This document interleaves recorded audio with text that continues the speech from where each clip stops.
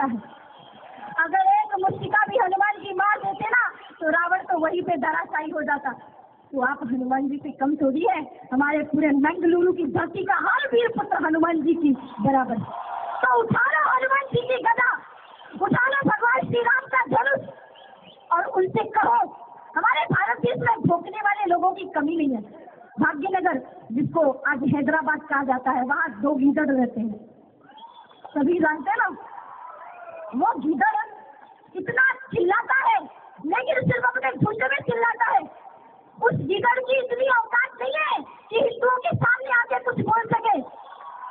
अपने झुंड में वो होता है ना, एक गीदड़ बोलता है तो पीछे पीछे सारे गीदड़ चिल्लाने लगते हैं और कुछ हिंदू डर जाते हैं कि ये ऐसा कह रहा है, ये ऐसा कह रहा है। अब उसकी बात का अंदाजा आप इसी शब्द से लगा सकते हैं कि उसने कहा कि 25 मिनट के लिए पुलिस से हटा दो।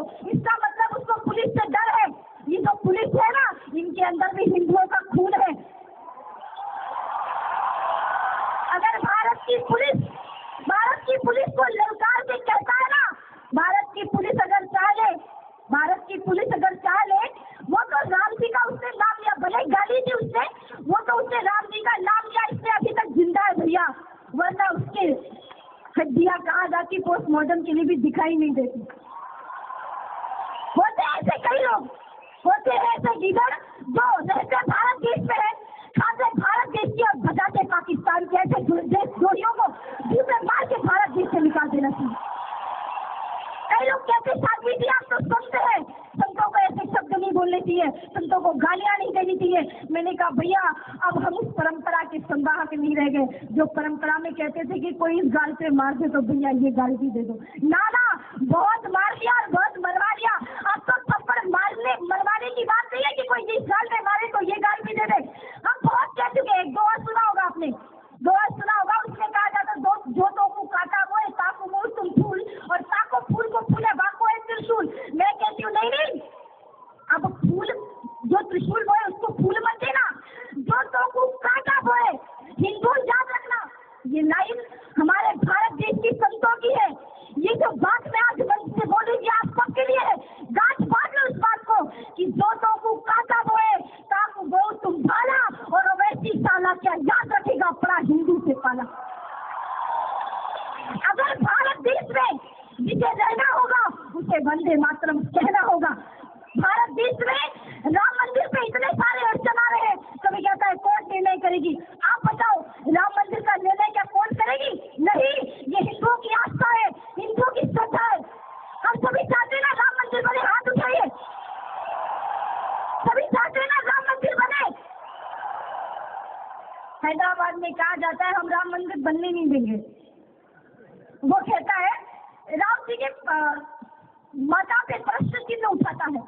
मैं तो एक ही बात कहूंगी कि ओवैसी तू क्या, तेरा बाप भी आ जाए तो राम मंदिर बनने से रोक नहीं सकता। और तेरा बाप क्या, पूरा पाकिस्तान भी आ जाए ना तो राम मंदिर बनने से कोई नहीं रोक सकता।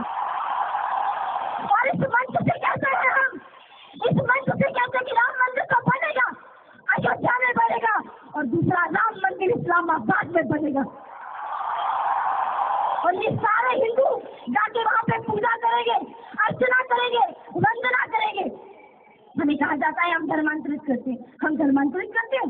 नहीं, हम तो घर वापसी करते हैं। धर्मांतरण तो वो करते हैं, एक मुट्ठी चावल दे दिया, राइस क्रिस्चियन बन गए। एक पैरासिटामोल की टैबलेट दे दी, वो धर्मांतरित हो गए।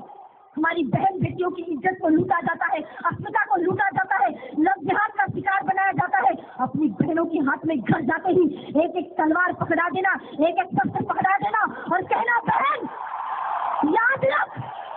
याद रख, कोई भी मुसलमान तेरी तरफ आंख उठा के देखे तो सबसे पहले इसी तलवार से उसकी गर्दन को काट देना, और कभी लव जिहाद का शिकार न होना। भैया आपको पता है इनका दूसरा जिहाद है लैंड जिहाद। गली में जाओ आप, बेंगलोर रोड में चले जाओ, मुंबई रोड में चले जाओ, कहीं भी जाओ, हर 10 किलोमीटर पे छोटी सी जगह पे हरा हरा चादर उड़ा देते हैं और अल्लाह अल्लाह करके हल्ला करना शुरू कर देते हैं। हमें तो भैया परमिशन मांगनी पड़ती है, हमें परमिशन मांगनी पड़ती है। हमने कहा शाम को प्रोग्राम कराना चाहिए, थोड़ी धूप है, तो कहा जी आदमी जी यहाँ तो परमिशन बड़ी मुश्किल से मिलती है। हम कहते हैं वाह, हम अगर माइक चलाए तो उनको परेशानी होती है, यहाँ के गवर्नमेंट को, सरकार को, सबको परेशानी होती है। और उनका तो सुबह 5 बजे से जो फ्लू होता है महाराज, रात तक बंद नहीं होता, तब सरकार की कान बहरे हो गए, तब समझ में नहीं आता, तब ध्वनि प्रदूषण नहीं होता, तब साउंड पॉल्यूशन नहीं होता। मैं आप सभी से निवेदन करना चाह रही थी कि लैंड जिहाद जिसकी बात मैं कर रही थी, केरला के और असम के ऐसे बहुत सारे शहर हैं जहां वो रोज दिन में 5 बार रोड को ब्लॉक करके नमाज पढ़ते थे। कहा गया कि वहाँ की गवर्नमेंट ने कहा कि ऐसा क्यों करते हो, रोड पे क्यों, मस्जिद पे पढ़ो, तो कहा नहीं हमारे पास ना जगह नहीं है,